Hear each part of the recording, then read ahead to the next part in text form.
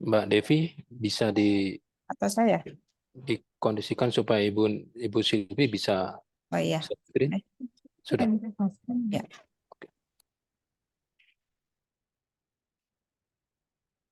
Baik. Bismillahirrahmanirrahim. Ini terkait dengan sosial panduan. Kebetulan ini include ya penelitian dan pengabdian. Ini kalau pengabdian harusnya Pak Wisnu ini ya. Tapi nggak apa-apa. Sekalian ya Pak Wisnu. Jadi untuk vokasi ini ya sebenarnya agak mirip dengan akademik, tetapi ada sedikit perbedaan. Mungkin memang jadi kesannya lebih ringan gitu ya kalau saya dengar dari kementerian itu dibanding dengan yang akademik gitu. Jadi untuk syarat-syaratnya pada dasarnya pada DAPTV ini untuk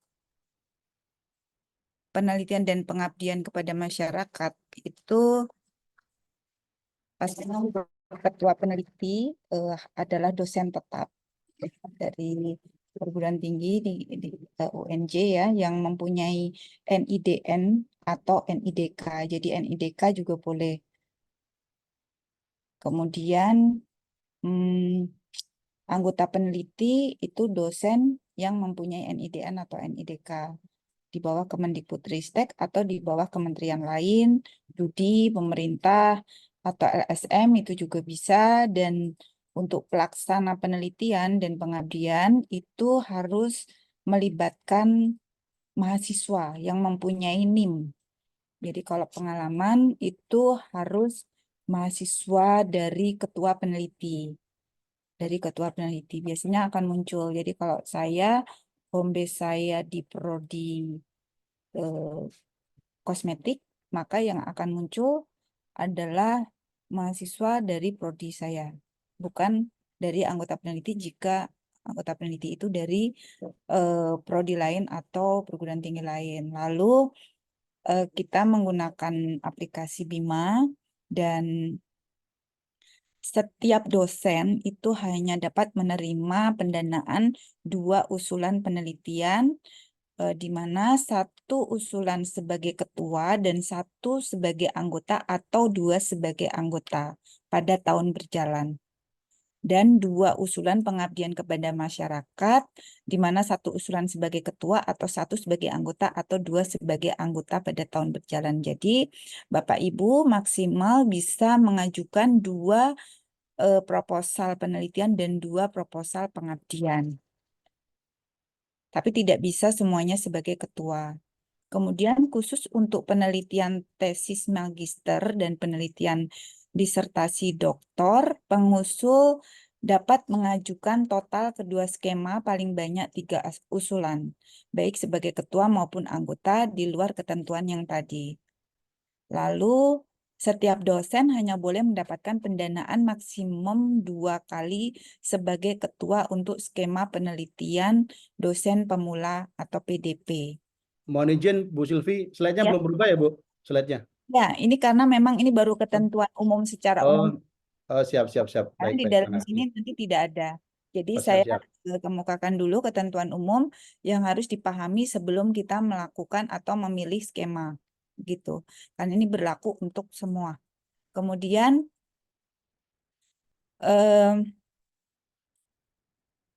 untuk LPPM, nah itu ini kewajiban dalam memberikan pengawasan dan evaluasi internal, ya. Dan jangan lupa nanti jika memang proposal Bapak Ibu goal, maka harus tetap mengisi catatan harian atau ya mungkin sudah terbiasa di SIPP kita juga mengisinya. Kemudian luaran ya ketua peneliti pada penelitian tahun terakhir yang punya tanggungan luaran wajib lebih dari 1, maka tidak akan mendapatkan pendanaan sebagai ketua pada tahun-tahun berikutnya. Jadi punya hutang luaran. Nah, maka kalau sampai 2 tanggungan, maka tidak bisa mendapatkan pendanaan sebagai ketua pada tahun berikutnya. Ya. Tentang RAB nanti sesuai dengan SBM yang kebetulan kemarin keluar di bulan November 2023. Nanti bisa di browsing ya. itu ada untuk SBM yang akan digunakan di tahun 2024.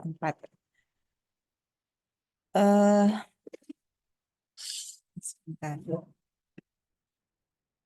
Kemudian untuk tahapan pengelolaan penelitian dan pengusulan proposal, ini tentunya akan melalui tahap pengumuman terlebih dahulu yang akan dikeluarkan dari DAPTV, Direktorat Akademik Pendidikan Tinggi Vokasi melalui laman Bima. Ya, jadi setelah tahap pengumuman maka akan melalui ini pengumuman seperti sosialisasi ya, seperti sekarang ini sebenarnya kelanjutan dari pengumuman dari DAPTV yang sudah dilakukan sebelumnya. Kemudian setelah itu pengusulan proposal baik penelitian atau pengabdian masyarakat itu dilakukan menggunakan aplikasi Bima. Jadi Bapak Ibu harus menginput data usulan dan mengunggah proposal yang sudah menggunakan template proposal. Jadi Bapak Ibu jangan menggunakan template lain atau membuat sendiri.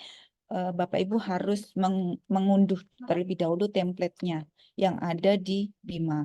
Ya, diunduh terlebih dahulu setelah Bapak Ibu login. Ya, untuk selanjutnya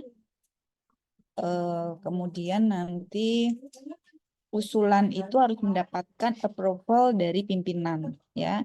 Approval dari pimpinan ini adalah hal-hal yang teknis ya, tapi Bapak Ibu perlu ketahui jika tidak sesuai, maka itu dianggap tidak memenuhi secara administratif. Jadi kemungkinan nanti di-reject begitu. Kemudian untuk persetujuan ini diberikan oleh pimpinan unit LPPM melalui sistem Bima, jadi sudah online begitu. Jadi memang LPPM nanti akan men-screening proposal yang diajukan oleh dosen. Kemudian akan melalui tahap penyeleksian. Nah, ini yang perlu kita perhatikan bahwa seleksi ini ada 2 tahap, yaitu seleksi administrasi dan seleksi substansi.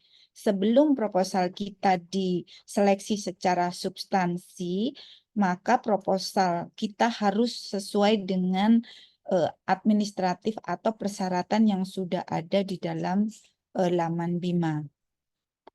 Nah, setelah kita lolos, proposalnya lolos, dari administrasi baru akan dilakukan penilaian substansi, baik itu penelitian maupun pengabdian dan kelayakan RAB.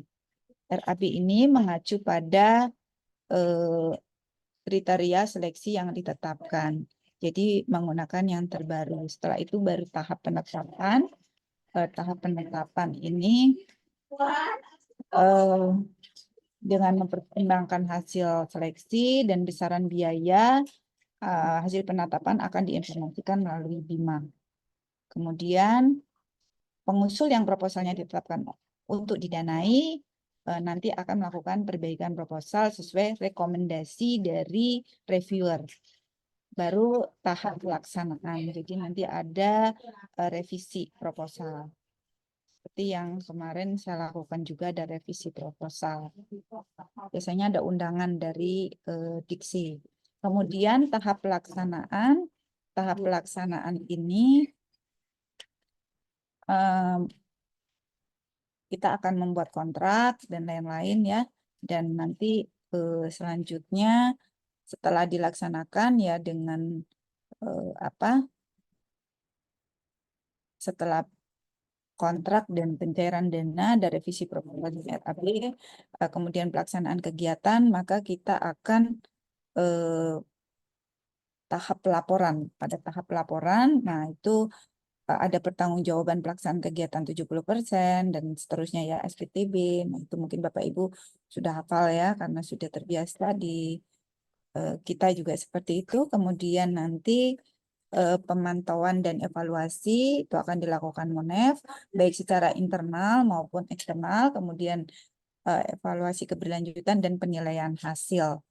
Nah, pendidikan tinggi vokasi itu menugaskan reviewer untuk melakukan monitoring dan evaluasi untuk setiap judul sesuai ketentuan, dan pada tahap evaluasi keberlanjutan itu merupakan penilaian terhadap laporan akhir tahun program penelitian atau pengabdian kepada masyarakat skema pendanaan multitahun. Jadi tujuannya untuk menentukan keberlanjutan pendanaan pada tahun berikutnya. Jadi kalau misalnya Bapak Ibu tahun kemarin mengajukan multitahun, maka Monef yang telah dilakukan oleh kementerian kemarin itu merupakan keputusan untuk bisa dilanjutkan atau tidak pada tahun 2024. Jadi di APTV pada evaluasi keberlanjutan itu telah menugaskan reviewer, ya. Nah, setelah itu baru tahap penilaian hasil. Baik, selanjutnya untuk skema penelitian.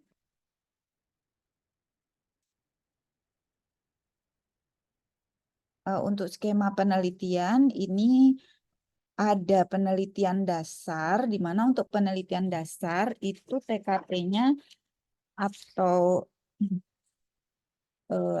kesiap terapan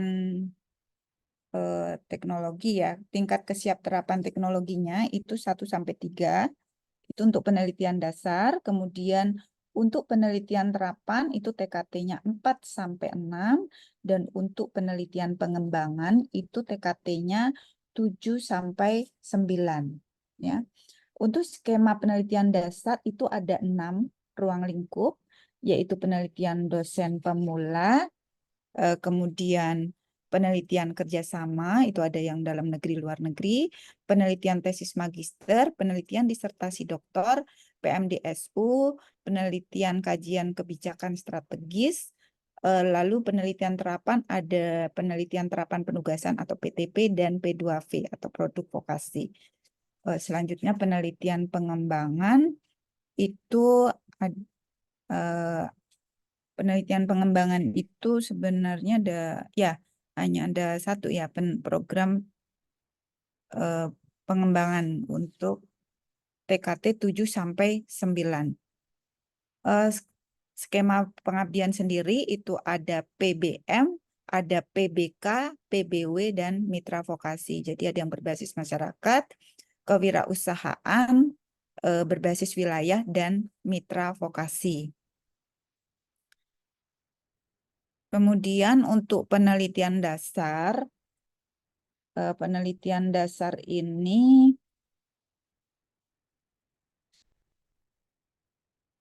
seperti tadi yang sudah saya sampaikan, TKT-nya adalah TKT 1-3.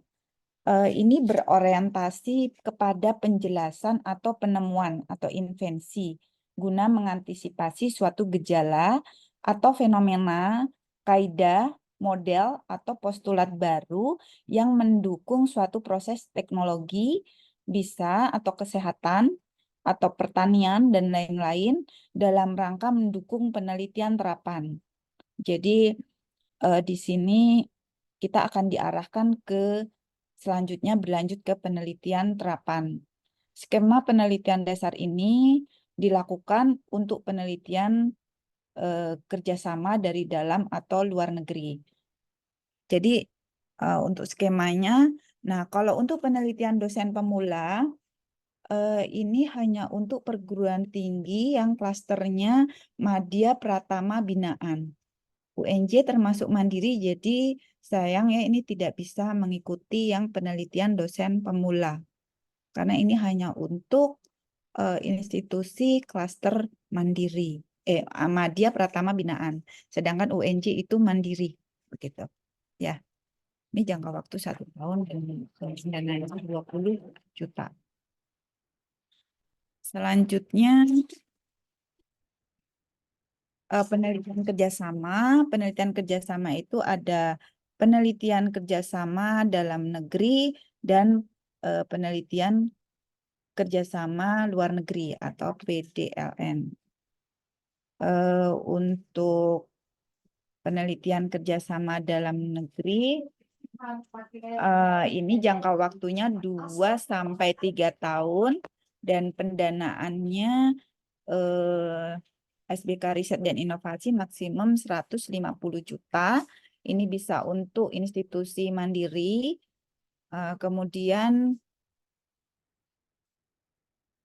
luaran wajibnya adalah 1 artikel di jurnal internasional terindeks, kemudian atau 1 buku hasil penelitian ber-ISBN. Lalu visibility study produk yang dikembangkan. Jadi visibility study ini juga ada tahapannya ya. Visibility study itu bertahap. Kalau di tahun pertama itu biasanya analisis kebutuhan pelanggan dan kondisi pasar. Di tahun kedua itu sudah tambah dengan jadi analisis kebutuhan pelanggan, kondisi pasar dan teknis. Di tahun ketiga itu tambah lagi finansial dan ekonomi. Untuk penelitian kerjasama dalam negeri itu tujuannya untuk meningkatkan kerjasama penelitian antara kelompok peneliti dari klaster yang berbeda menuju tercapainya pemerataan kualitas penelitian. Jadi antar perguruan tinggi yang berbeda klaster gitu. Selanjutnya, kalau masalah Sinta Score overall, saya kira mungkin semua dosen sudah memenuhi ya. Ini minimal 100 untuk bidang saintek dan 50 untuk bidang sosum dan seni. Jadi Bapak Ibu bisa melihat di Sinta masing-masing SSO-nya berapa. Tapi saya kira mungkin semua sudah ya. Kemudian untuk penelitian kerjasama luar negeri, ini tidak terbatas, jadi bisa ada beberapa skema, jadi Bapak Ibu bisa mengajukan terlebih dahulu, nanti bisa diarahkan. Di sini ada yang memang sudah difasilitasi dari vokasi, itu PHC, Newton Fund, Joint Funding Scheme for Research and Innovation Southeast Asia Eropa. Kemudian ada lagi itu dengan Perancis ya, kalau yang Kementerian Eropa. Kemudian ada lagi kalau yang Newton Fund itu kolaboratif resmi antara pemerintah Inggris dan Indonesia. Kemudian ada yang GFS SEAEU itu Asia Tenggara Eropa. Jadi ini memang sudah ada, nanti bisa dilanjutkan setelah mengajukan proposal yang penelitian kerjasama luar negeri. Kemudian untuk penelitian tesis magister, ini jangka waktunya 1 tahun, pendanaannya maksimum 30 juta, ini tujuannya meningkatkan kualitas lulusan pasca sarjana. Jadi ketua pengusulnya adalah dosen pembimbing berpendidikan doktor, minimal jabatan fungsional lektor, memiliki Sinta Score overall minimal 100 untuk saintek dan 50 untuk sosum dan seni. Kemudian luaran wajib penelitian, jadi nanti anggotanya adalah salah satunya adalah mahasiswa magister bimbingannya. Ya. Kemudian luarannya 1 artikel di jurnal internasional atau 1 artikel di jurnal nasional terakreditasi Sinta 1 sampai 4, jadi boleh Sinta 4, di mana mahasiswa wajib sebagai penulis pertama. Visibility study produk yang dikembangkan. Kemudian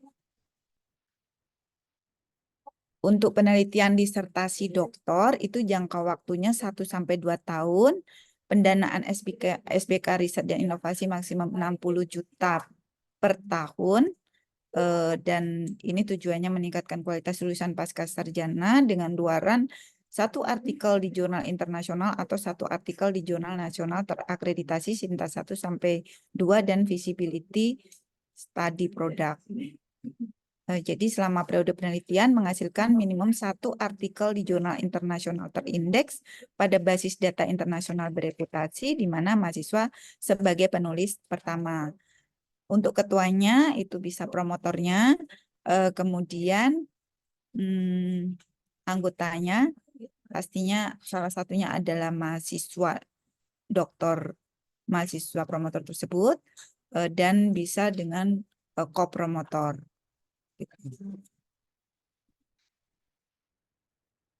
Selanjutnya PMDSU, penelitian magister menuju sarjana unggul, ini adalah mahasiswanya adalah penerima beasiswa ya PMDSU. Jadi kalau dulu disatukan dengan yang sebelumnya, sekarang dipisah ya PMDSU. Jadi ini dia dari S2 langsung S3 ya. Jadi dia bisa 1-3 tahun kalau untuk yang PMDSU. Ketua peneliti adalah promotor dari mahasiswa program PMDSU yang masih aktif dan sudah dinyatakan lulus perkuliahan semester 1. Dan mahasiswa tersebut harus sudah mulai penelitian di tahun berjalan. Ya, pendanaannya 60 juta per tahun. Dan luarannya jurnal internasional atau satu artikel di jurnal nasional terakreditasi SINTA 1-2 dan feasibility study. Kemudian untuk KKS atau kajian kebijakan strategis, ini tujuannya membantu instansi pemerintah dalam merumuskan kebijakan strategi dalam rangka memecahkan masalah-masalah publik, termasuk mendapatkan solusi terhadap suatu permasalahan yang dipandang penting dan mendesak. Jadi luarannya di sini dalam jangka waktu 1 tahun ya, ini mengeluarkan naskah akademik yang dapat berupa policy brief, rekomendasi kebijakan, atau model kebijakan strategis terhadap suatu permasalahan sesuai dengan bidang penugasan. Ketua pengusul bisa magister dan mempunyai kompetensi sesuai dengan topik yang dikaji. Anggotanya bisa hingga 5 orang. Jadi di APTV ini menunjuk dan memberikan penugasan kepada perguruan tinggi sebagai pelaksana kajian dengan mempertimbangkan kompetensi dan sumber daya yang dimiliki. Jadi ini termasuk penugasan. Selanjutnya untuk penelitian terapan ini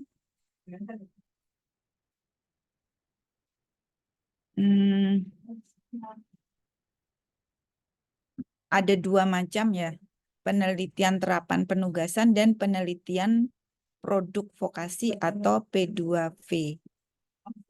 Ya, untuk penelitian terapan penugasan ditujukan untuk mengakomodir pengembangan produk flagship di APTV. Jadi ini penugasan sebenarnya.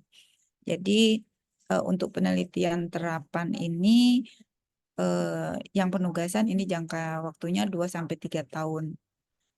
Kita mungkin kalau mau mengajukan lebih ke P2V ya, penelitian produk vokasi yang ditujukan untuk mendapatkan solusi dari suatu masalah yang ada di masyarakat, industri, pemerintahan sebagai kelanjutan dari riset dasar untuk menghasilkan produk hilirisasi. Jadi penelitian dasar yang sudah Bapak Ibu lakukan sebelumnya.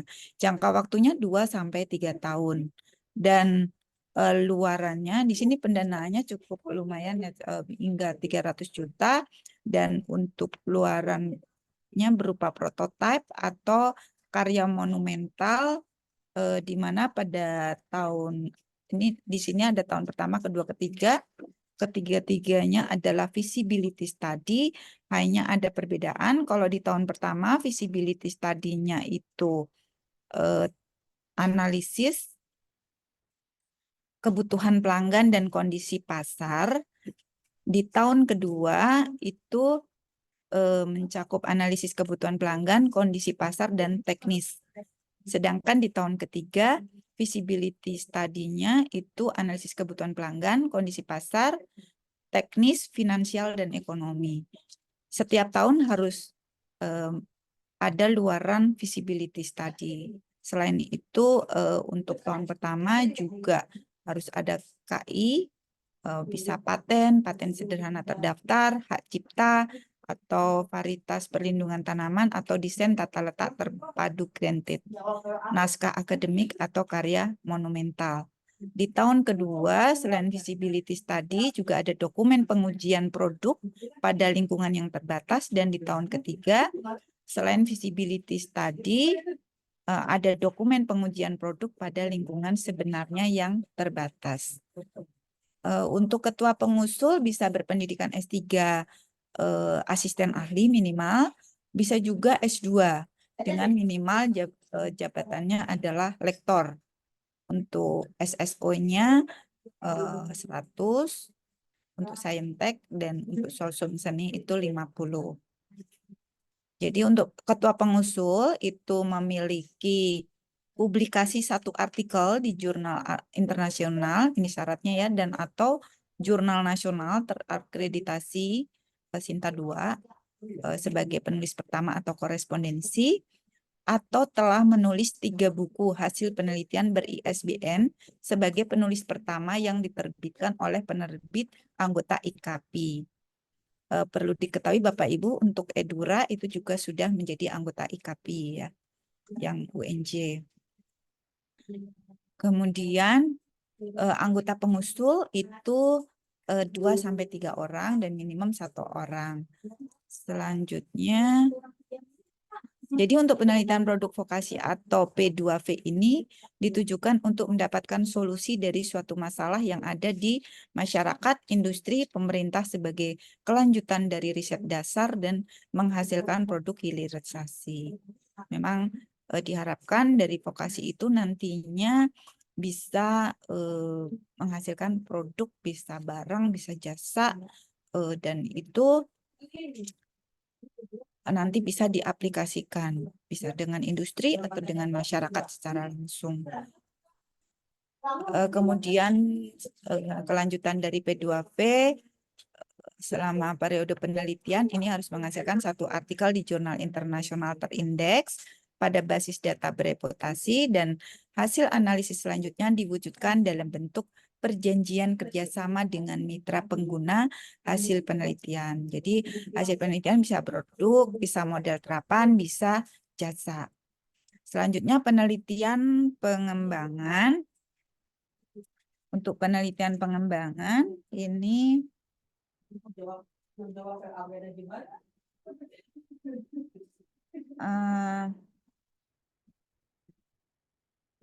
merupakan kelanjutan dari riset terapan. Jadi kalau Bapak Ibu sudah tahap selesai ya, tahap riset terapannya dan sudah layak untuk dihilirisasi, maka Bapak Ibu dapat melanjutkan skema penelitiannya ke skema penelitian pengembangan.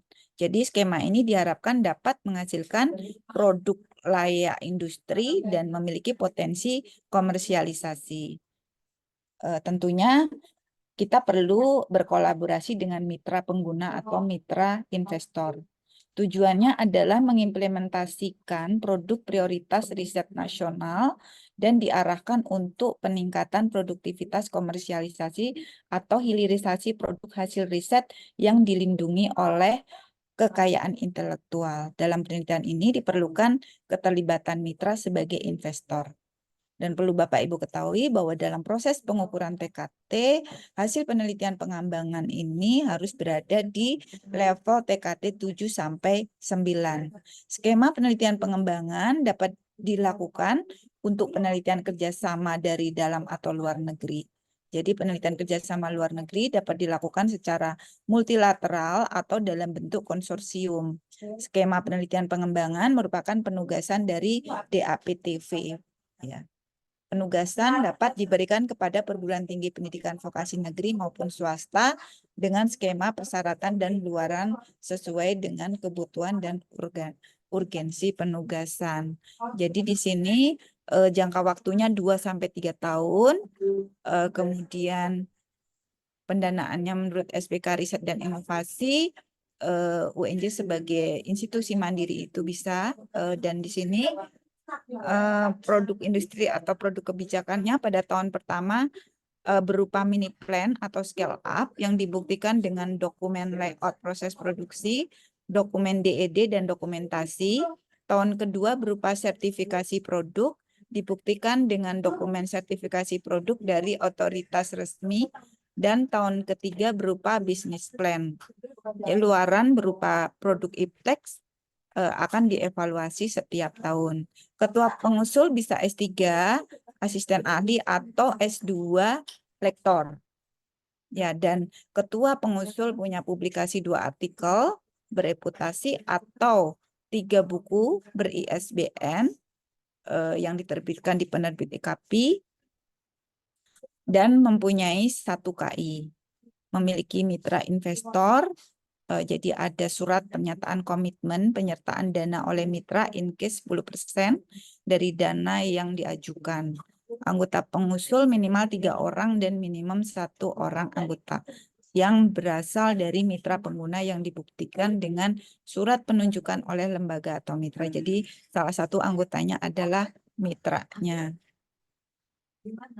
Ya, jadi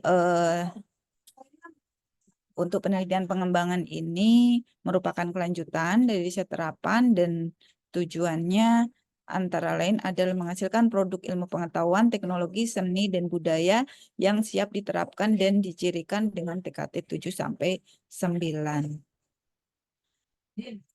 Selanjutnya ini pengabdian pada masyarakat.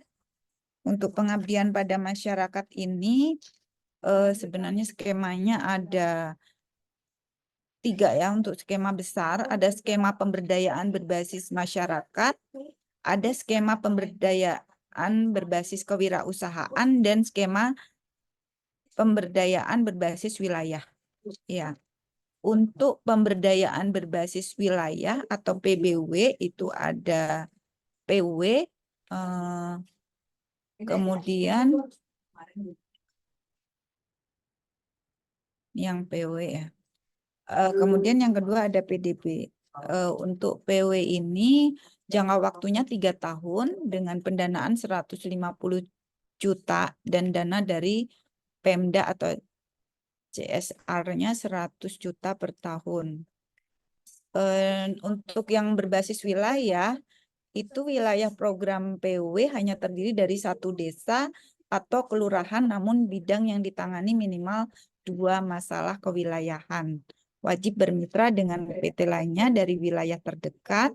Jadi ada mitra PT yang lain yang terdekat dengan UNJ begitu, dan dana pemerintah daerah atau CSR minimum 100 juta. Dana sharing dari Pemda atau Pemkot atau CSR harus sudah dimulai pada tahun ke-1. Kemudian penandatanganan kerjasama Pemda cukup OPD atau SKPD, lalu boleh lintas provinsi kerjasama dengan PT setempat. Dan di sini ada dukungan MBKM melalui 8 indikator kinerja IKU, minimal 2 indikator, dan ada anggaran yang diinvestasikan ke mitra minimal 40% dari total anggaran. Jarak dari perguruan tinggi pengusul maksimum 200 km. Jadi atau masih dalam wilayah provinsi setempat. Jadi bisa pilih salah satu.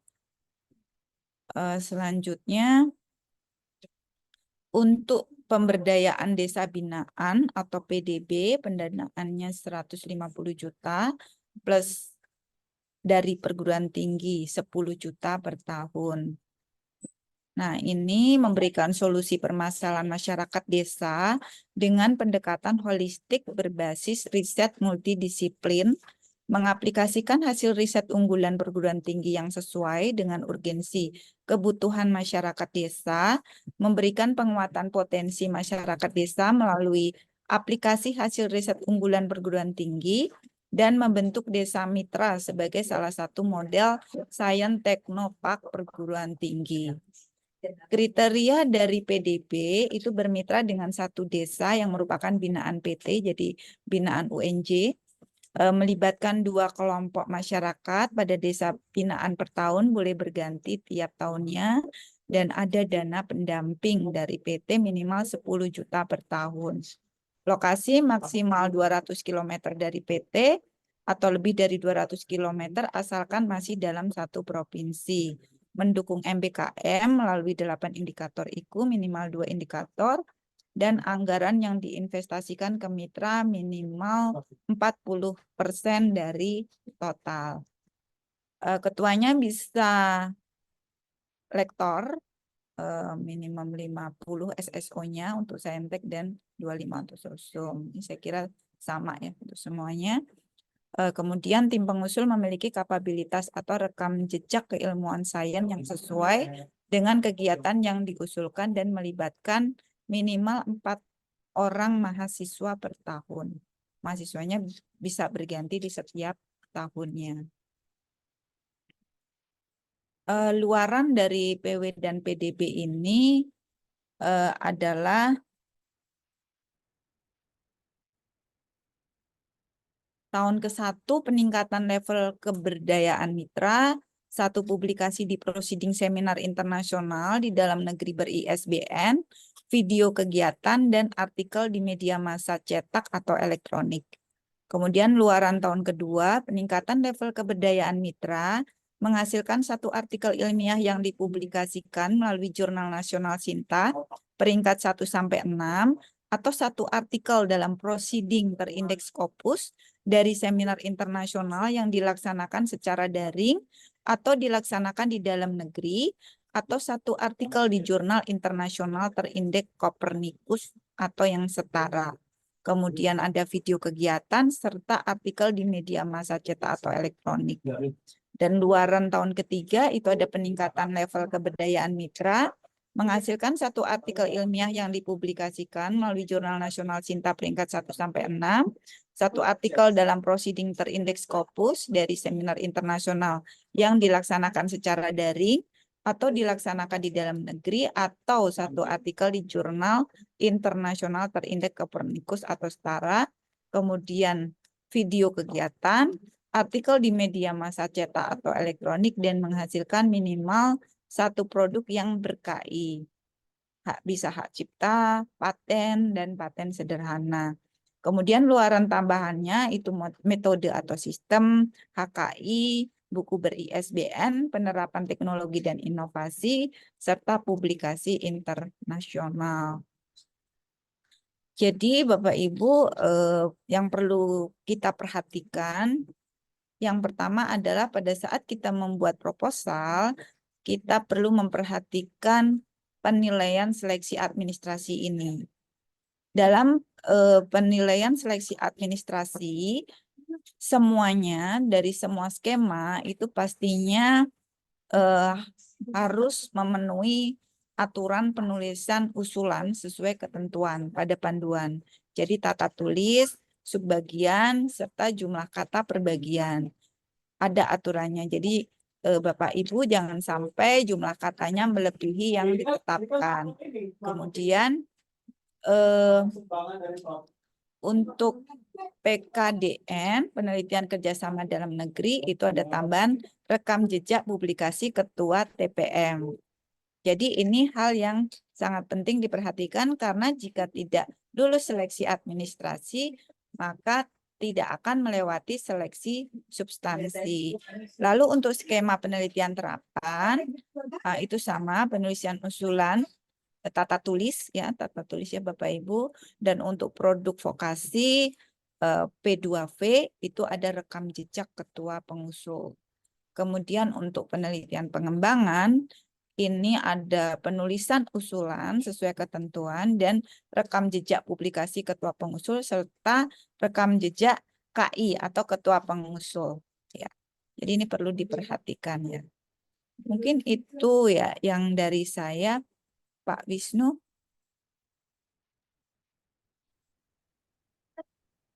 Terima kasih Ibu Silvi. Yang berikutnya apa Mas Adi? Tolong ditayangkan Mas Adi. Kita ke pedoman yang lain lagi ya Bu Silvi ya. Setelah itu kita baru Q&A.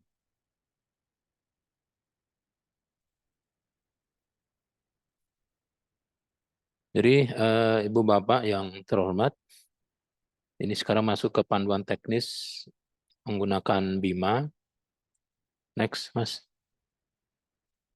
Pastikan Ibu Bapak punya username dan passwordnya. Username-nya itu nomor NIDN ya. Terus untuk passwordnya itu, kalau belum diubah ya berbentuk angka ya. Next, Mas Adi. Kok saya belum terlihat berubah.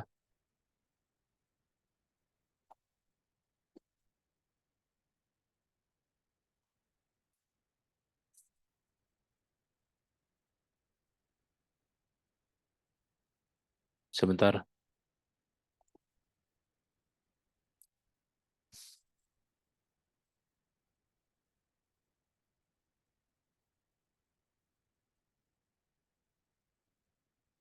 Oke, ya. Yang sebelumnya Mas Adi. Ya, ini alur pengusulan login masuk ke Bima. Gunakan login yang sudah Ibu Bapak peroleh. Jika Ibu Bapak lupa atau tidak dapat mengakses, dapat menghubungi kami nanti ya. Sebab nanti setelah masuk ke Bima, Ibu Bapak harus melakukan sinkronisasi data Sinta dan PDDikti ya.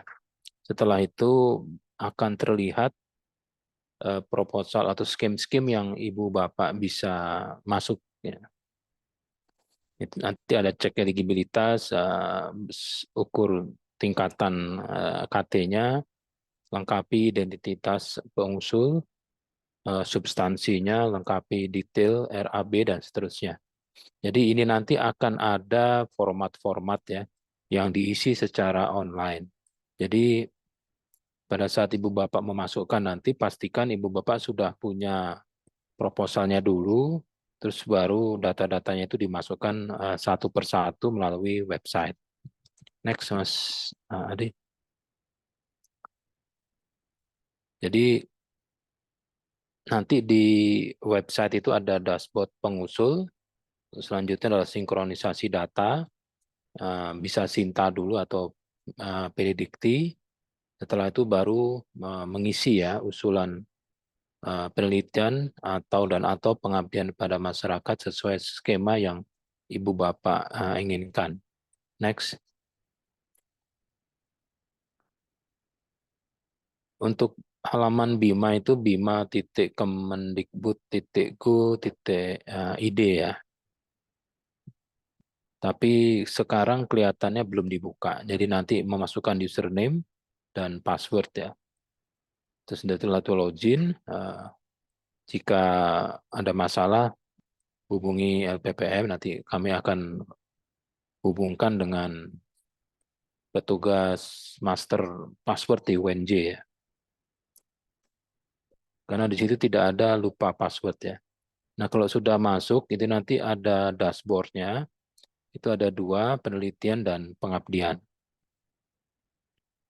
Itu nanti akan ditampilkan informasi dari akun dari Ibu Bapak, status usulan terakhir, termasuk profil pengusul dan fitur sinkronisasi PDDikti. Jika Ibu Bapak ada tunggakan-tunggakan dari penelitian yang dibiayai di tahun berjalan atau yang lalu akan muncul di situ. Next, Mas Adi. Ini ringkasannya. Tidak terlihat ya, Sintanya di daerah sini, Sintanya. Posisi Sintanya Mas Adi ditampil nah di sini. Nanti akan ada Sinta kalau memang ternyata data Ibu Bapak ini masih belum sesuai ya, itu bisa klik sinkronisasi.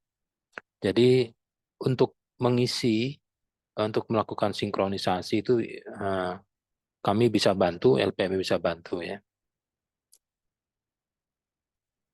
Untuk yang PDDikti juga sama. Next.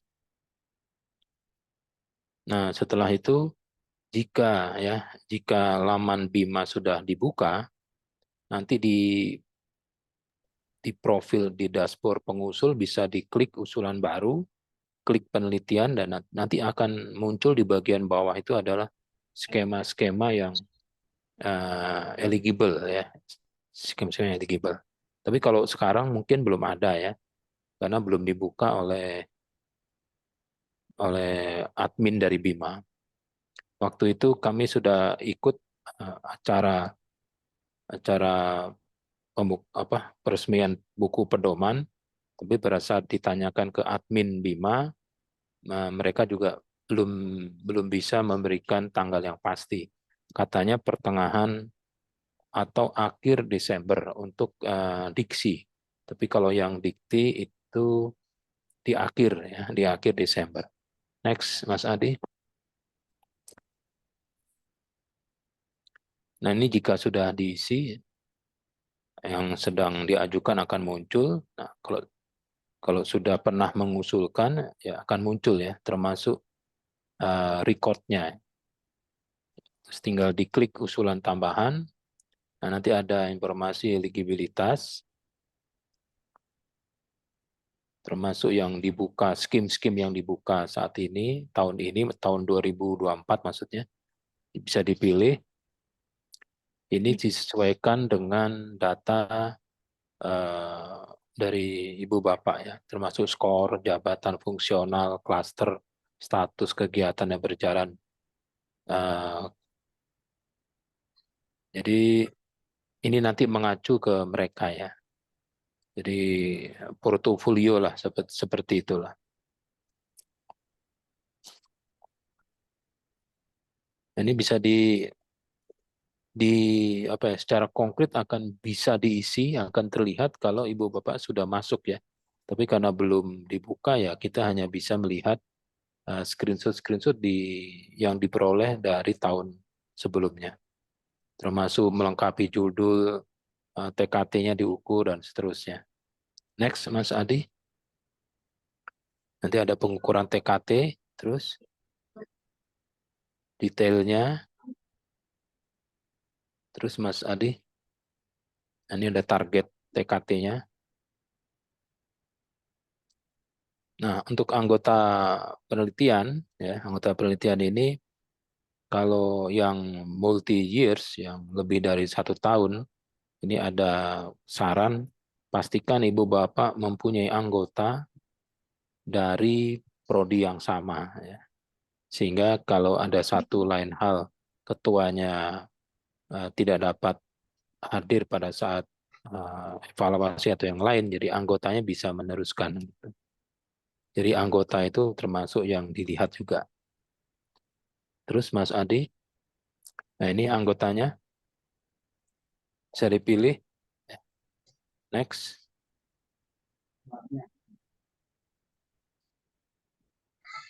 Pastinya secara logika anggota itu sudah ada di sister ya, sehingga bisa ditarik di Bima. Next Mas Adi. Untuk non dosen itu juga diakomodir. Silakan untuk kalau misalnya mahasiswa tinggal masukkan namanya saja. Nanti nama itu akan muncul ya.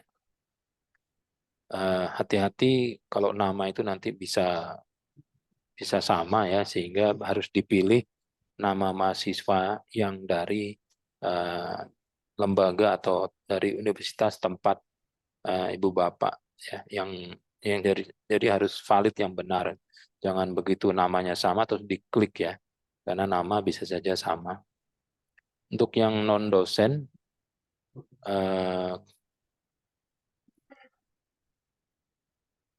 hanya mahasiswa ya. Next yang berikutnya Mas Adi. Untuk jika belum lengkap disimpan saja dalam bentuk draft ya. Nanti selama waktunya belum selesai, Ibu Bapak bisa kembali lagi untuk memperbaiki atau menambah atau mengubah. Next. Nah, ini usulan usulan proposal itu nanti harus Ibu Bapak isi dalam template ya. Template-nya tinggal di-download ya. Di template itu ada file template, Ibu Bapak usahakan mengetiknya di dalam template itu. Jadi warna-warna yang ada di template itu jangan diubah, termasuk bentuk fontnya, Bapak Ibu hanya copy paste saja sebetulnya kalau mau. Copy paste dari file proposal dimasukkan dalam template. Sebab kalau template-nya diubah, kita tidak tahu di situ ada persamaan atau rumus-rumus yang bisa dilihat menggunakan aplikasi yang lain, termasuk misalnya jumlah kata dalam abstrak itu misalnya, atau ringkasan itu nanti akan ada aplikasi yang bisa membacanya. Jika tidak menggunakan template ya sudah, itu akan dilupakan oleh reviewer. Next. Untuk luaran wajib, nah ini harus dipilih luarannya untuk yang multi years atau yang mono tahun, dicek ya. Kalau misalnya luarannya di jurnal, kira-kira di jurnal apa namanya disebutkan saja untuk referensi ya. Pastikan luaran wajibnya itu sudah dipahami ya. Next. RAB-nya mengacu ke SBM yang sudah keluar di bulan November kalau nggak salah. Next. Data pendukung jika memang ada, misalnya surat-surat rekognisi atau surat dari mitra dan lain-lain bisa ditampilkan di situ. Next. Jika memang ibu bapak sudah yakin, ya silakan di-submit ya. Klik. Tapi kalau sudah di-submit ya tidak bisa kembali lagi. Next, Mas Adi. Untuk pengabdian, ini hampir sama ya. Next. Masih sama. Usulan eligibilitasnya juga masih sama. Nanti ada form isian, termasuk TKT-nya. Terus Mas Adi, isian anggota, ketua anggota, masih sama. Untuk mahasiswa, juga sama caranya. Terus Mas Adi. Nah, untuk saya sarankan Ibu Bapak untuk simpan draft dulu, ya, untuk melihat-lihat seperti apa medan yang harus diisi. Oh, data A, data B, data C, nah, baru ditulis apa yang perlu disiapkan, setelah itu disimpan dalam draft. Next, Mas Adi.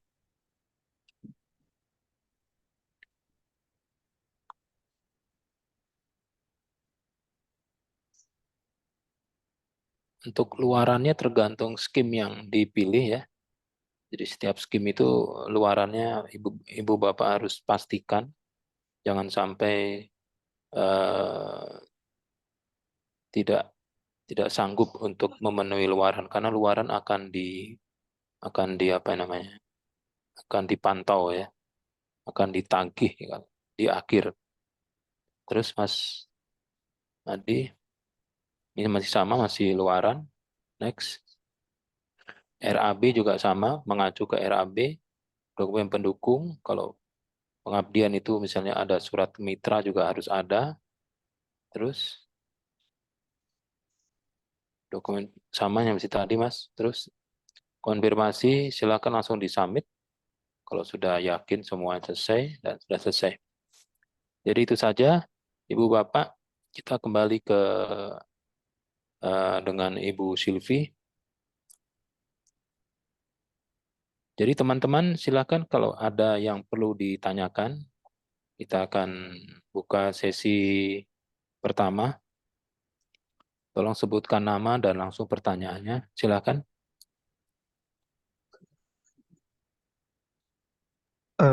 Izin bertanya Pak, nama saya Ibnu Nur Aksan. Izin bertanya terkait ketika mengajukan pengusulan anggota, mahasiswa, dan dosen, itu kan ada konfirmasi ya Pak ke dosen. Nah untuk ke mahasiswanya, itu seperti apa Pak teknisnya? Terima kasih Pak. Silakan Bu Silvi untuk yang mahasiswa. Ya, baik. Pak Ibnu ya. Ya, Pak Ibnu. Berdasarkan pengalaman saya sih, kalau yang mahasiswa tidak perlu konfirmasi, Pak. Jadi kita masukkan saja namanya. Biasanya dia akan muncul secara otomatis NIM. Jadi kita menulis NIM. Nanti akan muncul begitu. Jadi akan muncul nama-nama dari mahasiswa kita gitu, Pak. Jadi langsung masuk gitu, tidak ada konfirmasi lagi. Hanya anggota dosen yang perlu konfirmasi, Pak. Oke, baik Ibu. Dan satu lagi Ibu, untuk program pengabdian yang memang menyasarkan pada UMKM, apakah itu memang jaraknya kan maksimal 200 km ya Bu, untuk di dalam di luar provinsi dan syaratnya juga di dalam provinsi gitu ya Bu. Nah, untuk jarak acuannya apakah dari kantor pusatnya atau memang dari cabang Bu? Semisal kan ada yang memang memiliki kantornya di daerah Kuningan Jawa Barat tapi punya cabang di Bogor. Apakah perhitungan jaraknya itu pada cabangnya atau harus pada kantor pusatnya Ibu? Terima kasih. Maaf Pak Ibnu, itu kan jarak 200 km maksimal atau jadi boleh lebih dari 200 tapi satu provinsi gitu ya Pak. Iya.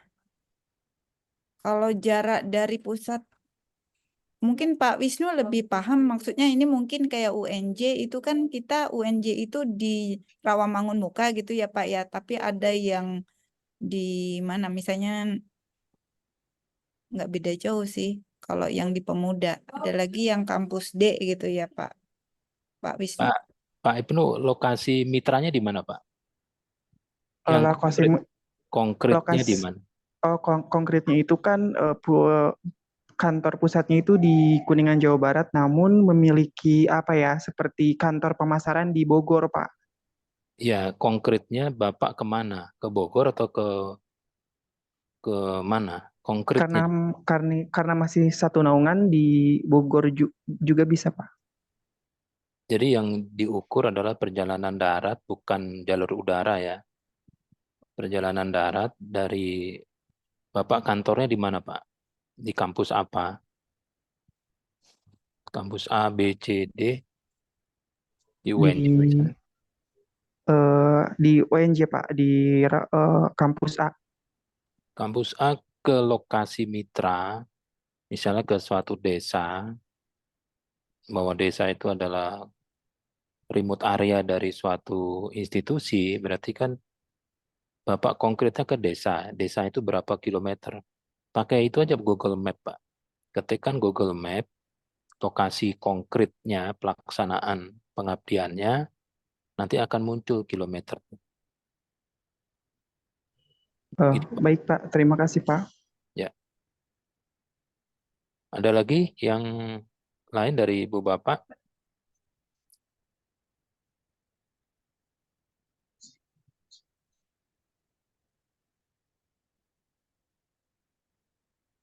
Sambil menunggu Bu Sylvie, itu template itu tidak bisa diubah sama sekali, Bu ya. Diubah, Biasanya kalau saya copy paste aja tulisannya gitu ya Pak ya. Tapi kita pastikan tidak ada perubahan ini ya, apa misalnya spasi dan lain-lain yang jelas persis seperti yang memang template aslinya gitu Pak. Kemudian biasanya kan ada maksimum ya, misalnya ringkasan maksimum berapa kata. Nah, itu jangan sampai melebihi gitu Pak. ya.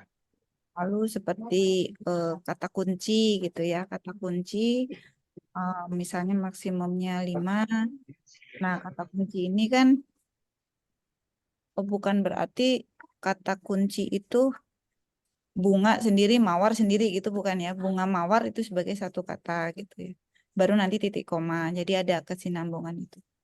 Mungkin ada hal-hal yang memang kadang-kadang sepele ya, tapi khawatirnya nanti jadi tidak keterima hanya masalah administratif itu kan sayang gitu Pak. Ya. Untuk lokasi penelitian waktu itu di tahun 2023, Ibu Sylvie, topiknya apa, Bu? Penelitian atau pengabdian? Penelitian saya Pak. Dengan ada mitranya, Bu. Saya kerjasama dalam negeri.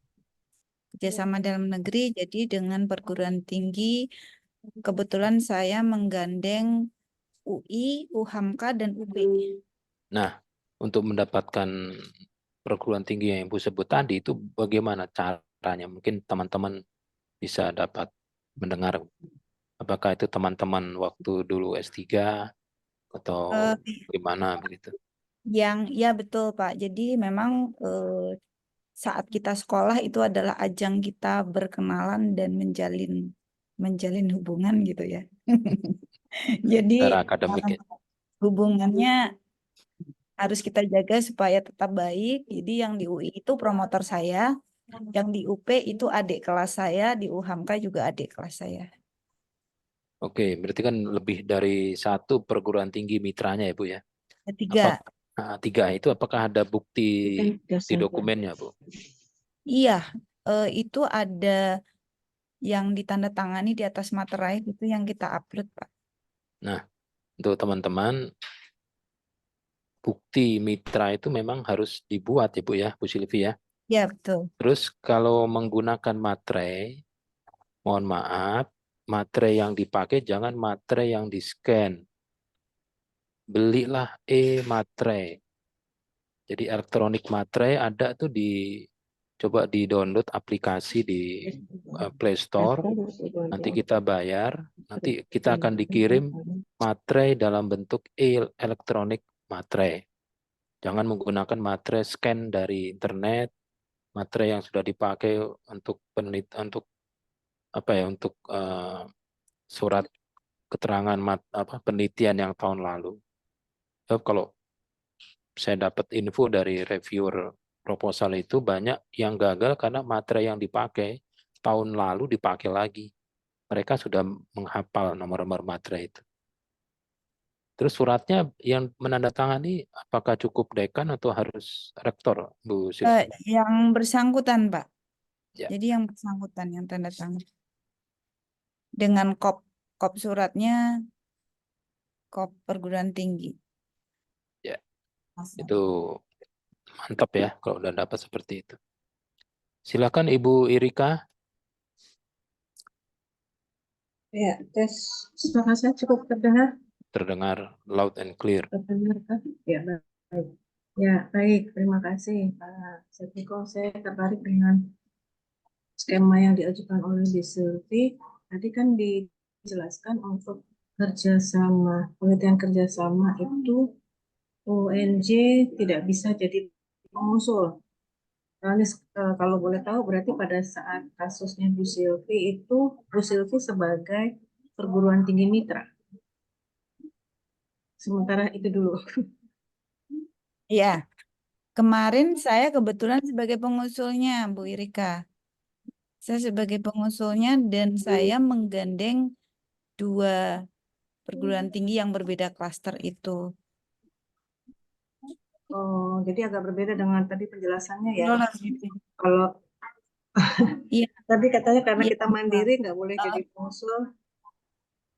ya kita mandiri ya. Tapi kemarin itu saya sebagai pengusul yang bisa, Bu Irika. Oh, ya, baik. Baik, terima kasih. Ya bisa, Bu Irika. Ya sama-sama. Jadi sudah jos ya. Monggo Bu Rezi. Selamat siang Pak, Assalamualaikum warahmatullahi wabarakatuh. Waalaikumsalam. Perkenalkan saya Rezi dari Sarjana Terapan Teknologi Rekayasa Konstruksi Bangunan Gedung dari Fakultas Teknik.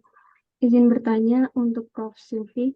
Yang pertama, jika anggota dari universitas lain itu apakah harus dari program vokasi? Itu pertanyaan pertama. Buat yang pertanyaan kedua, misalnya anggota peneliti itu lagi tugas belajar, itu apakah diperbolehkan?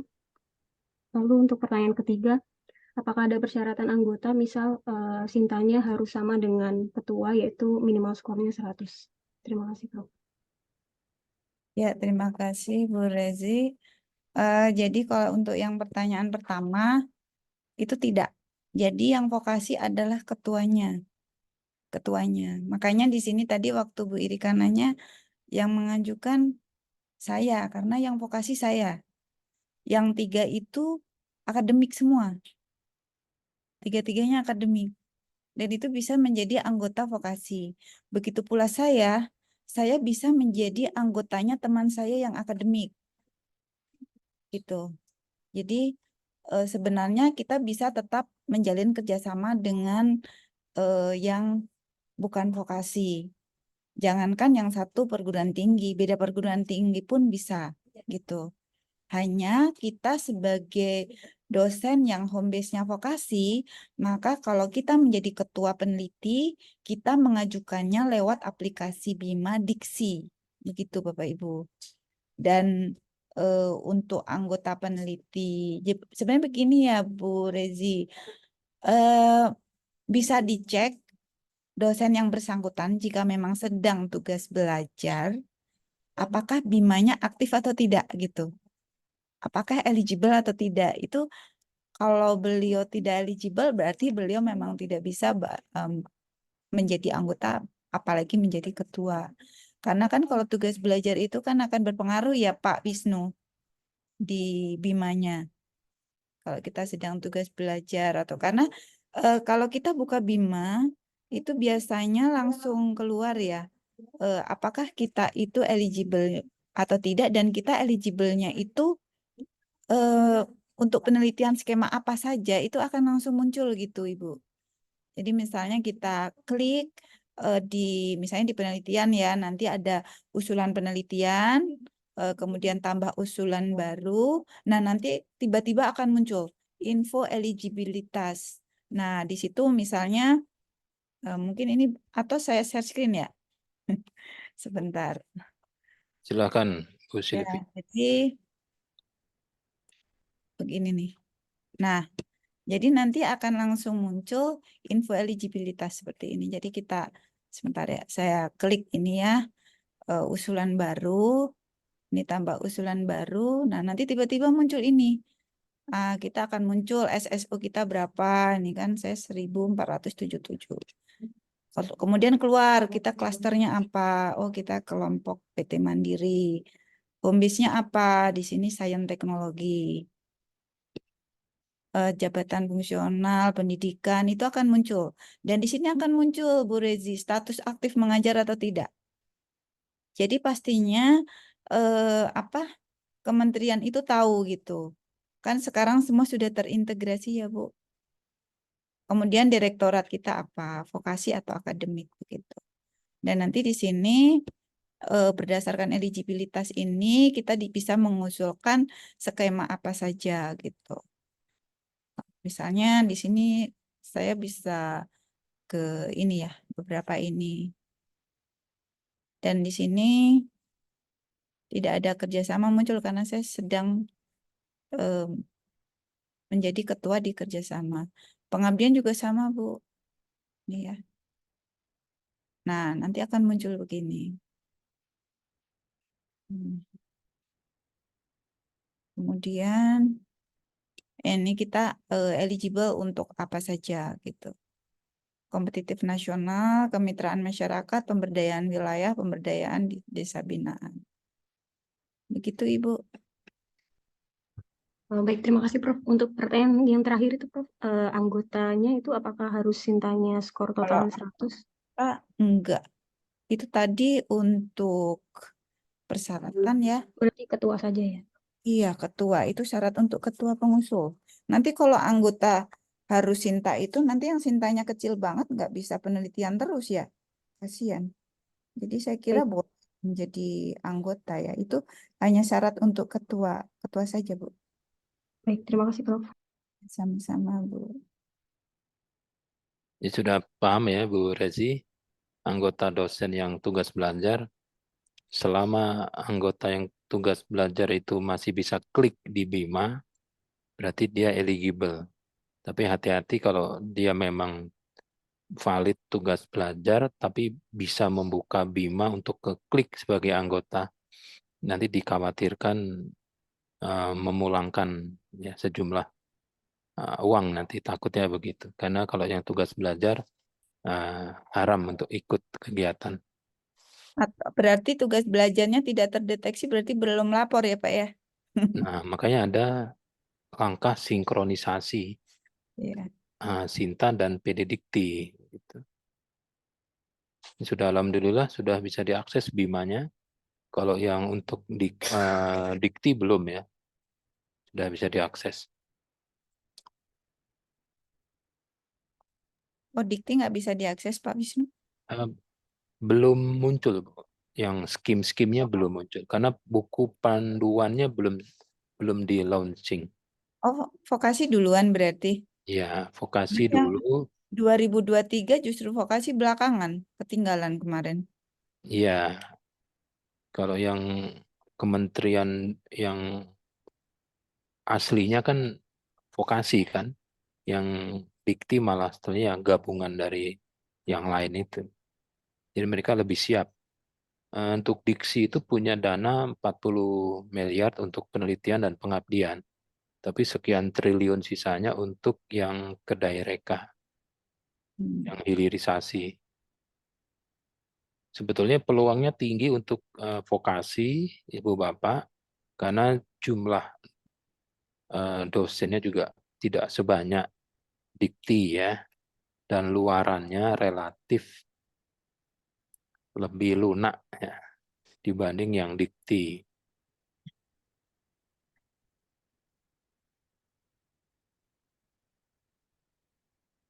Pak Wisnu, sepertinya ada yang menulis Ya, pertanyaan. sebentar, saya baca. Dari Rizky Firdaus, izin bertanya apakah untuk login harus punya NIDN? Kalau pakai NIDK apa bisa? Nah, untuk username masuk ke Bima, itu dapat diperoleh dari admin UNJ.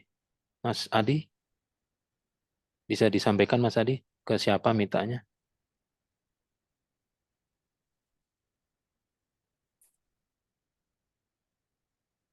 Ya, Wisnu, gimana? Untuk ada dosen yang NIDK,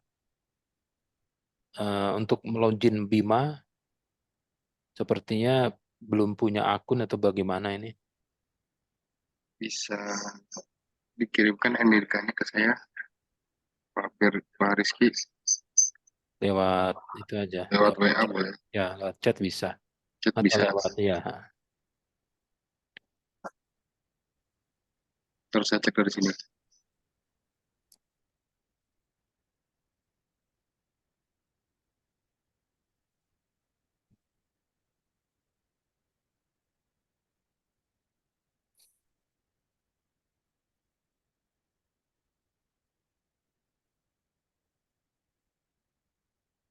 Ya, disampaikan oleh Ibu Irika, Bima sudah bisa akses.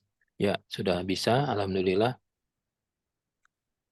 Jadi benar ya, pertengahan Desember sudah bisa.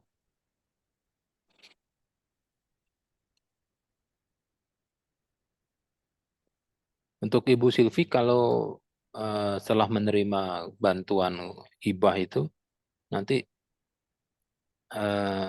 evaluasinya atau monitoringnya, saya dengar-dengar tidak sekejam yang dikti ya. Benar begitu teknisnya seperti apa? Kemarin justru kata saya kejam banget ya. Nah, ya kan. Jam dari yang Bahasa walian, Bu. Bagaimana, Bu? Untuk ya mungkin karena mengantisipasi. tergantung personalnya ya. Intinya kita harus mengikuti aturan saja begitu ya. Jadi seperti misalnya luaran, kita memang waktu itu sebenarnya kan sangat mepet sekali ya. Itu kan pengumuman di bulan Juli kalau nggak salah ya, Mas Adi ya.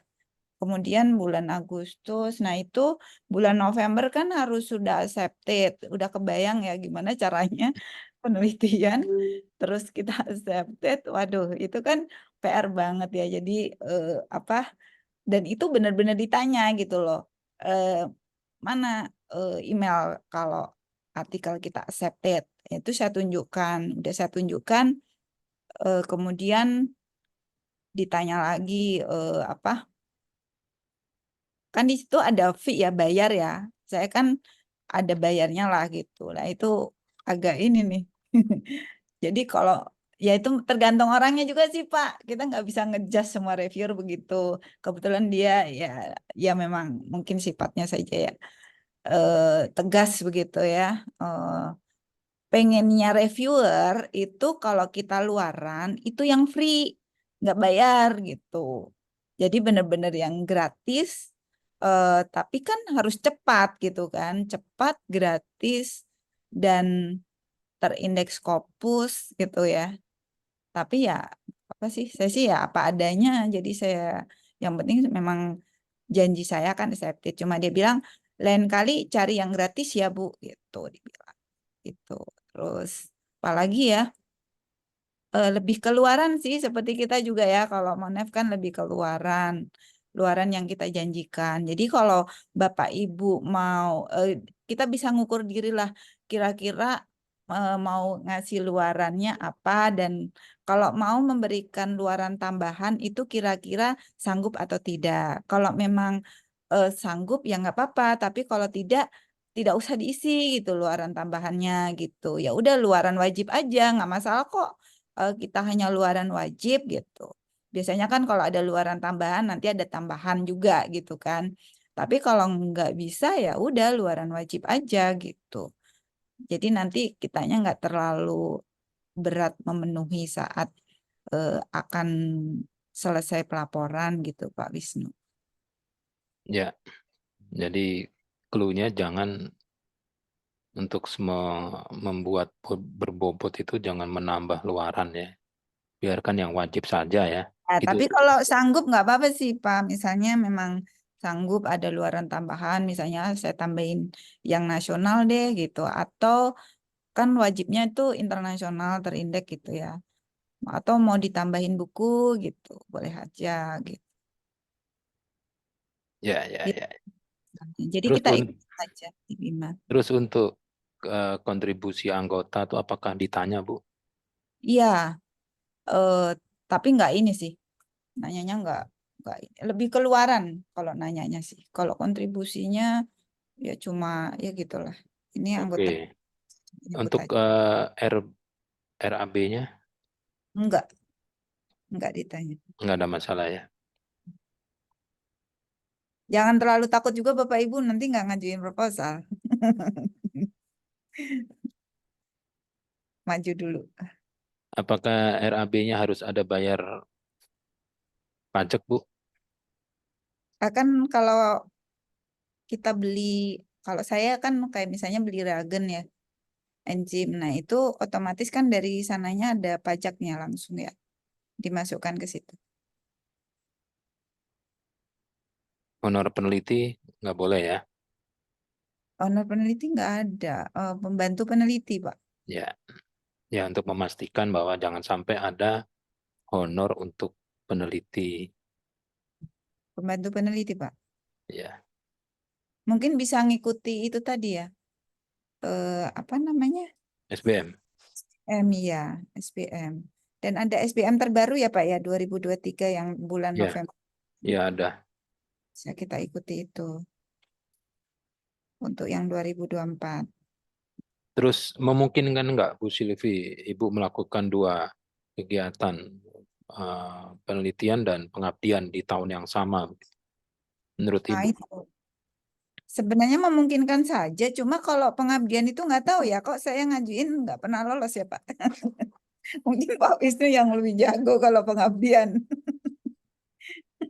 Ya kalau pengabdian kan Belum. Tapi kemarin intinya memang saya nggak mengajukan sih Pak. ya. Jadi ada SBM nomor 49 PMK 02 2023 ya. Itu yang terbaru tahun 2023. PMK.02 nomor 49. Yang bisa kita ikuti. Jadi di situ ada yang perlu kita perhatikan itu ada batas tertinggi seperti honor pembantu peneliti itu batasannya berapa. Satuan biaya uang makan, satuan biaya uang lembur, biaya paket data, uang harian rapat, biaya penginapan itu ada. Kemudian estimasi biaya transportasi darat, honorarium narasumber, biaya konsumsi rapat, sewa gedung pertemuan, tiket pesawat, seperti itu. Itu ada di RAB. Di apa standar biaya masukan nomor 49. Ya, Ya, Pak ya. sudah baku ya. Iya. Dari teman-teman, apakah ada yang perlu ditanyakan lagi?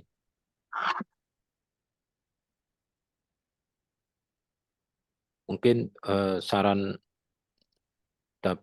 Ibu Bapak bisa download template untuk skema yang diinginkan. Setelah itu bisa dilihat apa saja yang perlu dimasukkan ya. Data-data apa saja yang perlu disiapkan untuk dimasukkan dalam template dan coba-coba saja membuka Bima untuk melihat seperti apa ya step by step. Oh, di sini ada harus mengisi nomor INDN dosen. Setelah diketikkan NIDN dosen yang akan dijadikan anggota ternyata tidak ditemukan, misalnya untuk mahasiswa sudah diisikan saja, mahasiswa diisikan, nanti di save sebagai draft gitu. Terus untuk template itu kan sudah halamannya tidak boleh nambah ya, Bu Sylvia. Iya, sudah Nah, ini.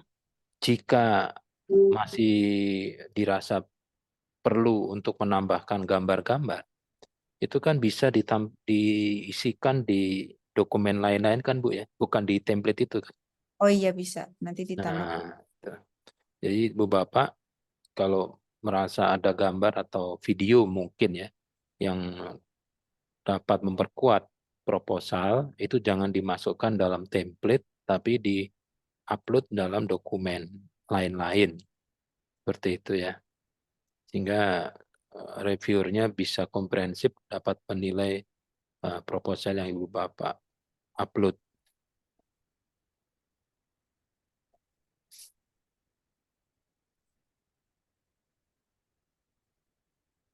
Ibu Efrina ada pertanyaan Bu Efrina? Iya Pak, ini saya masih baca-baca di panduannya. Cuman memang terkait panduan ini berarti kita lihat di proposal eh, di apa template kita lihat di panduan file panduan itu ya Pak ya, yang ada di halaman 80 kita download Pak. Ya, Ibu Efrina bisa lihat skimnya, klik nanti akan setelah tambah proposal akan terlihat ya apa-apa yang perlu diisi, datanya kan nama anggota Mbak dan seterusnya. Terus nanti ada template ya, download template, Ibu download saja.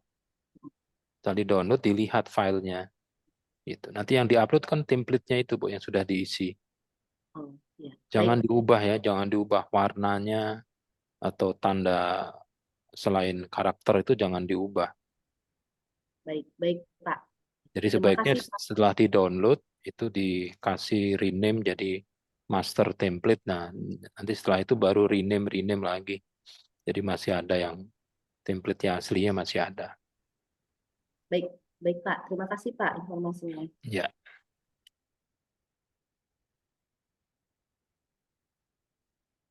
Ibu Eti, ada pertanyaan?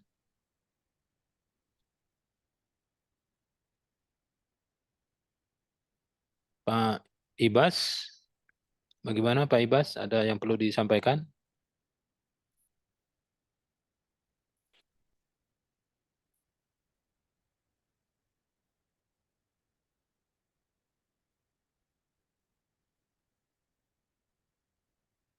Untuk judul Bu Sylvie, apakah judul itu ada something wrong di judul? Kalau judul itu memang sebaiknya spesifik ya. Ya, Kemudian mengerucut ya. ya, lalu waktu kita menyusun kegiatan, kan kita nanti ada ini ya yang tabel itu mengisi kegiatan itu, apa saja yang dilakukan itu juga harus nyambung dengan metode yang kita lakukan. Jadi metode dengan kegiatan yang dilakukan itu harus sama. Nanti nyambung lagi ke RAB. Jadi nanti di kegiatan itu jangan misalnya nulisnya penyusunan proposal, itu bukan begitu. Tapi lebih ke metode penelitian yang kita lakukan itu apa, lalu kita masukkan di situ. Kemudian untuk metode penelitian juga jangan menulis misalnya metode penelitian yang dilakukan adalah metode kualitatif kayak gitu loh. Enggak, bukan begitu, tapi yang lebih spesifik lagi gitu. Kita spesifikkan. Lebih konkret maksudnya ya, Ya, jadi terukur ya. ya betul. Jadi lebih ke jangan sampai kita mengira oh nanti reviewer juga paham kok begitu, nggak bisa. Reviewer bukan penyusun proposal gitu, bukan peneliti gitu. Mungkin seperti itu ya. Oke, monggo Pak Ibas. Aman Pak. Ya. Ya. Ya, semoga berharap teman-teman ini nanti banyak yang lolos gitu. Amin. Amin ya Allah. Ya. Ya, karena dari tahun ke tahun proposal yang lolos dari diksi ini memang Ya, perlu ditingkatkan. betul betul Pak Wisnu ya. Ini makanya tadi kami rapat di FT Rapim Pak Wisnu, Siap. kami menargetkan kalau bisa minimal satu prodi itu satu proposal yang lolos minimal ya. Jadi tentunya kalau minimal satu lolos kan mengajukannya nggak cuma satu ya, satu prodi ya, bisa dua, bisa tiga gitu. Ya kan yang lolos ya 1 minimal. Berarti Iya, minimal ya 7 proposalnya. iya yang lolos berarti. Iya. Yang prodi yang mengusulkan. Iya, iya. Semoga bisa segera itulah menyusul Bu Sylvie, Pak Taryodi. Karena ini kan role model nih yang kemarin tahun lalu lolos. Iya. Ya. Teman-teman yang lain, bagaimana? Ada pertanyaan atau ada yang perlu dijawab?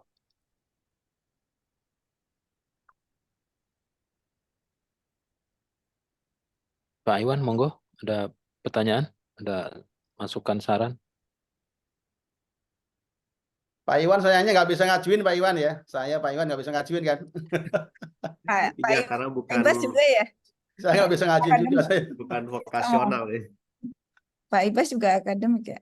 Saya di itu Bu, teknik mesin Bu. Jadi Iya. sementara belum bisa ngajuin juga ya. Pak Wisnu akademik juga ya? Oh, Iya. jadi Tapi selalu mendorong dan mensupport biar teman-teman banyak yang lolos hibah vokasi ya Pak Iwan ya. Ya, mungkin ini Pak Ibas selanjutnya kami serahkan kepada fakultas ya untuk Ya, siap, membuat siap. kegiatan semacam workshop penulisan proposal begitu. Ya. Bisa saja nanti narasumbernya ini kan udah ada pakar-pakarnya ya, Prof. Silvi, ada Pak Taryudi begitu. Nah, mungkin bisa juga dari Fakultas Ilmu Sosial dan Fakultas Bahasa Seni nanti bisa juga dibina sama yang sudah pernah memperoleh hibah vokasi gitu. Supaya targetannya kita meningkat ya. Yang udah ada kemarin berapa Pak Wisnu ya? Nggak paham. 4 ya? 4 ya Mas Adi ya? Mana Mas Adi? Kalau dikti 3. Kemarin hibah diksi berapa Bu Silvi? Prof. Silvi? 2. Hanya 2, saya dan Oh. Pak Taryudi. Hanya 2 ya total ya UNJ ya Mas? Oh baru 2. Nah mungkin kalau misalnya per prodi itu minimal 1, nah itu bisa signifikan 12. itu. Oh bisa 12 kan? 12. Itu Iya. dari teknik aja kan ya Pak Ibas? Teknik cuma 7 prodi Pak. Oh 7 prodi. Prodi Itu FE total 12 ya? total 12 prodi se-UNJ ya. Nah harapannya sih itu. Nah dengan adanya best practice itu diharapkan bisa mengoptimalkan dan menambah jumlah penerima hibah gitu. Karena kalau saya lihat tadi lumayan juga ya keluaran wajib yang harus dipenuhi. Iya. Jadi Luar wajib kan ya sama sepertinya dengan dikti ya Prof. Iwan, iya, sama-sama betul. ya artikel jurnal terindeks Tadi saya internasional. bisik-bisik dengan Pak Wisnu. Mayoritas dosen vokasional itu kan rata-rata praktisi ya. Sehingga kalau praktisi saya pikir untuk menjadi seorang peneliti effortnya luar biasa sih Bu Silvi, Prof. Silvi. Jadi Insya mungkin Allah bisa, Bu Irika ya, itu bisa juga kok Bu Irika. harapannya nanti perlu pengkondisian yang bisa dipandu oleh Prof. Silvi sama Pak Taryudi begitu Pak Ibas. Siap, siap. Pak Iwan. Ini Bu Irika udah siap summit sepertinya Bu Irika kok. Aman dah Bu Irika. Ya. Kalau untuk ini pengabdian masyarakat mungkin saya merekomendasikan tuh ada Bu Umi ya dari MIPA ya Pak Wisnu. Itu yang membuat alat timbang bayi itu apotometri atau apa namanya ya? Ya Mas Adi, apotometri ya. Saya lupa nama. Jadi itu adalah penelitian beliau yang karena beliau penelitiannya adalah terapan, produk penelitiannya itu diaplikasikan buat pengabdian masyarakat begitu. Nah, itu cukup apa namanya ya? Efektif gitu ya. Jadi hasil penelitian langsung terrekognisi oleh masyarakat. Menurut saya mungkin untuk vokasional juga bisa itu seperti itu. Peluangnya besar kalau menurut saya. Iya betul Prof. Iwan, untuk P2M itu memang kan namanya penelitian yang dari vokasi itu kan hilirisasinya bisa dua, antara ke industri atau ke masyarakat. Nah kalau untuk masyarakat itu bisa digunakan saat melakukan P2M itu, Prof. Ya. Iya. Cuma saya sendiri kemarin juga tidak mengajukan Prof. Iwan. Kemarin karena takutnya nggak kepegang gitu. Iya, kebayang sih. Kita ada di tim manajemen, kerjaannya numpuk Iya, sekali. jadi khawatir aja nggak kepegang kanan kiri tangannya. Bingung. Daripada bunuh diri ya, Bu. Iya, makanya aduh, sebenarnya pengen gitu ya, cuman kayaknya harus memilih. Saya Gimana? kembalikan selanjutnya ke Pak Wisnu, moderator. Dari teman-teman dosen vokasi, apakah masih ada yang perlu ditanyakan? Silakan Ibu Rika. Pak Wisnu, bisa nggak sih di apa ya istilahnya difasilitasi? Kita ini kan kalau sekarang dijelasin sama Prof. Silvi, oh ya, paham gitu kan. Tapi pas bikin proposalnya ini gimana ini itu kan agak oh ya itu gimana ya? Sendiri difasilitasi minimal WA group. Kemudian kalau memang kepepetnya Zoom dadakan lah gitu. Kadang-kadang kan ada hal-hal yang susah ya dijelasin pakai omongan. Bisa nggak kira-kira difasilitasi seperti itu? Paling nggak yang punya semangat membuat proposal, tapi terus agak gradul di bagian-bagian apa persyaratan, bukan substansi ya, persyaratan administrasinya gitu bisa dibantu. Terima kasih. Ya, Ibu Irika, itu sudah kami lakukan di 2023 ya. Jadi jika Ibu Bapak ada yang merasa bingung atau perlu pendampingan konkret itu bisa langsung ke LPPM. Tapi kalau bisa hubungi dulu sehingga nanti kami akan menyiapkan salah satu korpus yang akan mendampingi Ibu Bapak. Ya, paling tidak nanti kami akan bisa menggadukkan dengan narasumber yang memang kompeten gitu. Jadi kalau Zoom, WhatsApp atau itu kan mungkin takutnya ini ya tidak bisa karena kesibukan ya. Jadi mungkin misalnya hari Kamis itu ada yang mau datang ke LPPM, selama itu jam kerja kami akan coba untuk fasilitasi. Kami ada beberapa ruang yang biasanya digunakan oleh teman-teman untuk membuat proposal DRTPM waktu itu. Jadi ya sampai di sini sampai maghrib Bu Irika, memang maghrib selalu terbuka.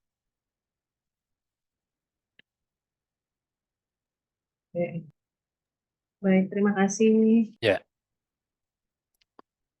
Dari teman-teman yang lain atau dari Ibu Silvi ada yang perlu disampaikan? Sebenarnya intinya sih berani mencoba aja sih. Ya. Yang penting bikin ya. Ya. Kalau nanti keterima enggak itu urusan belakangan gitu. Ya. Punya tim ya. Sudah ada tim siap-siap ya.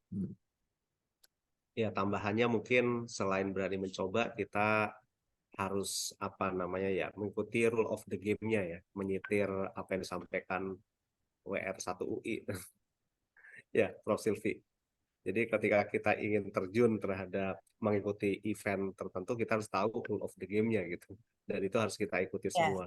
Ya, tadi makanya yang saya sampaikan persyaratan untuk seleksi administratif itu jangan sampai dilanggar. Administratif kan sebenarnya langkah-langkahnya sudah jelas, sudah tertulis begitu ya di pedoman. Kita ikutin rule-nya. Setelah itu baru substantif.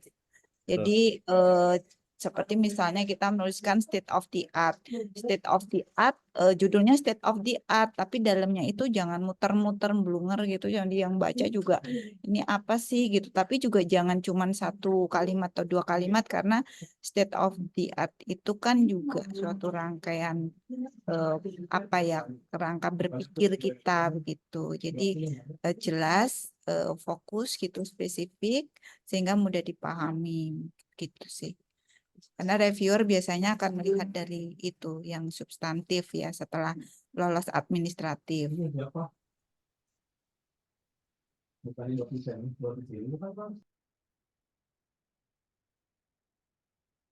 Bagaimana Ibu Bapak? Ada yang perlu ditanyakan lagi? Saya mau nanya terus. Oh, Ini cuma silakan. saya aja yang nanya. Nggak apa-apa Bu. Silakan Ibu Erika. Eh, ada isu ya, itu makanya saya ingin diskusi di sini. Apa benar bahwa apa namanya usulan untuk pembuatan aplikasi, website dan sebagainya itu agak kurang diminati untuk didanai oleh Diksi. Sebab saya ada rencana untuk mengajukan pembuatan website begitu. Mungkin nggak tahu siapa yang bisa menjawab ini. Mungkin Bu Silvi nanti ya, saya dulu ya. Intinya begini Bu Irika, kalau pengabdian itu kan ada mitra ya. Di indikator ada mitra, ada surat dari mitra yang pakai cap bahwa mereka mempunyai minimal 2 masalah. 2 masalah itu diselesaikan oleh kegiatan proposal pengabdian. Nah, kalau masalahnya ternyata solusinya adalah pembuatan aplikasi dan ada pre dan post testnya, sebelum ada aplikasi itu kondisinya A, B, C, D. Begitu mitranya punya masalah itu dikasih solusi ada aplikasi, setelah berjalan itu setelah dipotret post testnya adalah A aksen, B aksen, C aksen, D aksen. Ada gain. Post dikurangi pre, ada gain. Itu sudah berarti kan memang dibutuhkan. Tapi aplikasi itu bukan diinginkan loh ya, dibutuhkan. Dibutuhkan oleh mitra sebagai hasil proses assessment ya, penilaian dari awal kebutuhan, bukan keinginan. Kalau keinginan kan keinginan dari pembuat proposal, kalau kebutuhan kan mengacu ke mitra. Jangan lupa pentahelik ya, melibatkan banyak pihak. Gitu.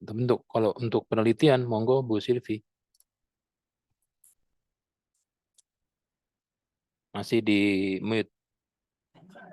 Sepertinya kalau menurut saya kok enggak ya, karena di mana?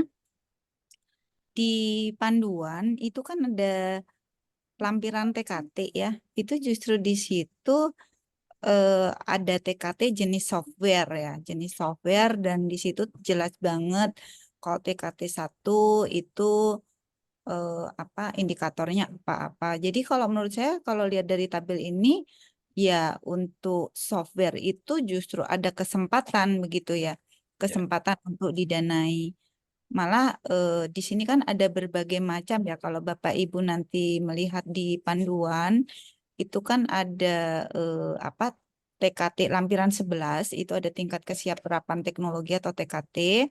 Yang pertama itu TKT jenis umum dan hard engineering. Ya. Jadi ini lebih ke teknologi begitu ya. Terus setelah itu TKT jenis software ini khusus banget gitu ya. Berarti diperhatikan menurut saya gitu untuk software. Kemudian setelah itu ada TKT jenis pertanian atau perikanan atau peternakan. Dan kemudian ada TKT jenis kesehatan, produk vaksin atau hayati. Kemudian ada TKT jenis kesehatan, iya itu produk vaksin hayati, sama TKT jenis farmasi, lalu ada TKT jenis sosial, humaniora, dan pendidikan. Bahkan untuk saking apa ya, berarti kan itu hal yang spesifik aja disebutkan tadi ya yang software. Ini yang jenis sosial, humaniora, dan pendidikan ini disatukan gitu. Disatukan dalam satu tabel. Begitu, Bu Irika. Sudah jelas ya Ibu Rika? Ya, makasih. Di isunya hoax ya.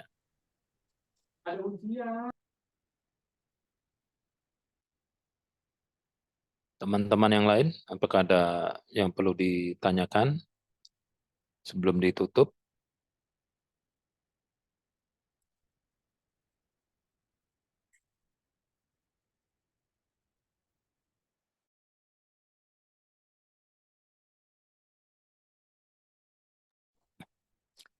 Ibu Bapak yang terhormat, sudah jam 15 ya.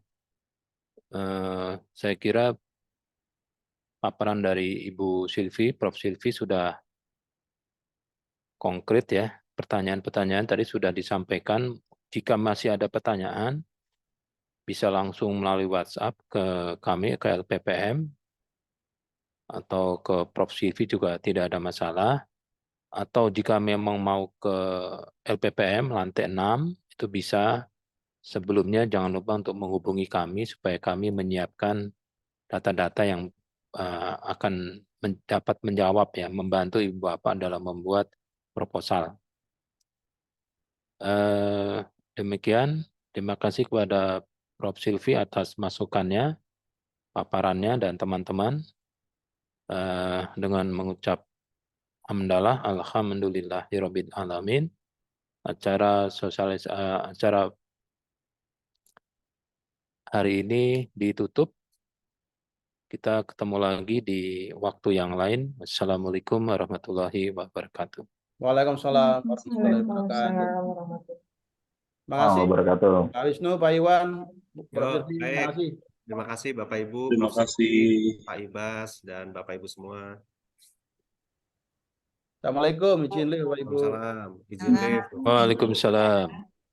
Pak Wisnu, Prof. Iwan. Ya, izin live ya, Prof. Silvi. Ya, sama-sama.